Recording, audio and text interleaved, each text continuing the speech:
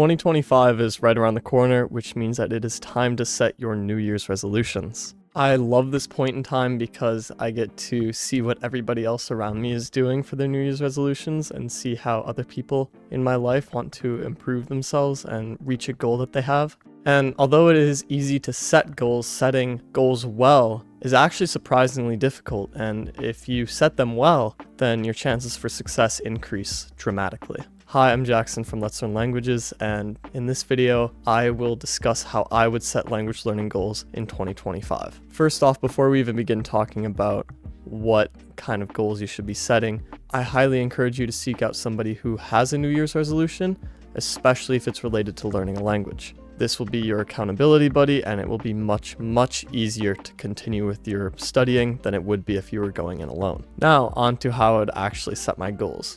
A very common way of setting goals is using SMART goals. Most people know what this is, but if you don't, these are goals that are specific, measurable, attainable, relative, and time specific. Having a specific goal is great. Having it be attainable is extremely important. Having it be relative to your personal growth and development is a great motivator for yourself, or keeping in the back of your mind why it is relative to your personal life is a great way to stay motivated. And it being time specific will give you a gauge at where it's at and kind of track your progress along your journey. But as you may have noticed, I left out one important one, and that's measurable. Because measuring how far you are along in a language is actually very difficult to do, especially if you've been learning for more than a year. It's very difficult to gauge where you're at learning a language with numbers. It seems to be a very qualitative journey, which makes measuring it incredibly difficult. And that raises the question, how do you know, or how can you judge whether or not you attained your goal? I have some general guidelines that could help you. If you're just starting to learn a language, you could learn a specific number of words that would be extremely measurable, and it could really get you off to a good start in learning a language. That's what I did for Portuguese. I just memorized a bunch of words at first, and I think that helped a lot. So that could be a very viable option for you to start learning a language. Just take, the 200 most common words in your target language and see if you can memorize all of them in the first 2 or 3 months. So here's what I would recommend and what I'm personally doing.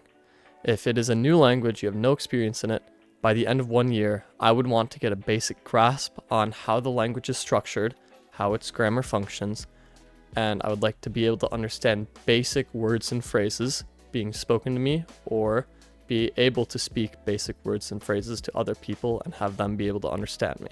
And when I say basic phrases, I mean things like please, thank you, I want this, give me that, help me, those sorts of things. If you've already done this, then my goal by the end of the year would be to be able to converse with a native speaker when the conversation progresses slowly, when each party talks slowly. I would want to be able to have a conversation with somebody when they speak really slowly to me, and I would have to slow down for them, because obviously by the end of 2 years, you're not going to be at the same speed as a native speaker unless you study really hard. And for a lot of us, we just simply don't have the time or priority. And if you've already reached this point, then it may be worth it to try to reach the level where you would be considered conversational. You would be able to have a conversation with any random person who speaks a language without difficulty. Or you could simply not care about any of that and only base your progress on how much you've studied the language in terms of hours. This would be an incredibly measurable goal. A great initial goal is 50 hours in a year, studying 1 hour per week. But if you've already been studying for a while, you could bump it up to 2 hours a week. And this in particular is fairly useful because it takes pressure off of trying to reach a certain goal based on your ability, but instead puts the pressure on yourself and your work ethic, on your ability to put in the hours to learn the language. And in this sense, it's less likely that you'll get frustrated and give up, which is super important when learning any language.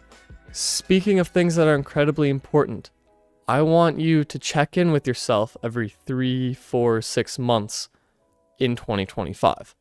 Ask yourself what is working and what is not working. And for what is working, How can I make it more effective? What isn't working? How can I replace that habit with something better? Ask yourself another question. What are my strengths and weaknesses? And then ask yourself, how can I target my own weaknesses? For example, if your weakness is vocabulary, then it may be worth it to watch some shows or movies in your target language or read in your target language. If you have poor grammar like me, then it may be worth it to try any sort of online course or find a grammar book in your target language and read it if that's what you need to do. Or if you struggle with listening to native speakers, then podcasts or YouTube videos would be a great way to practice that skill. And lastly, I want you to define your why. This goes back to relative in the SMART goals, but you should explain why it's relevant. I'm a dumbass. Relevant. Explain why it's relevant to your life, not relative to your life, relevant to your life. Why is learning a language relevant to your life? It could be a vacation. It could be to find job opportunities. It could be to move to a different country to give yourself or your kids a better life. It could be just because you like the language. But knowing this is vital to keeping yourself motivated. But keep in mind that this is coming from somebody who has learned languages that are very phonetically consistent and use a Romanized script. So take what I have to say with a grain of salt. Maybe other people would have better opinions on what to do or how to make your goals for 2025. And if you disagree with me, then put in the comments what would you do differently to learn your languages in 2025. Thanks for watching. I hope you learned something. Have a great day. Ciao.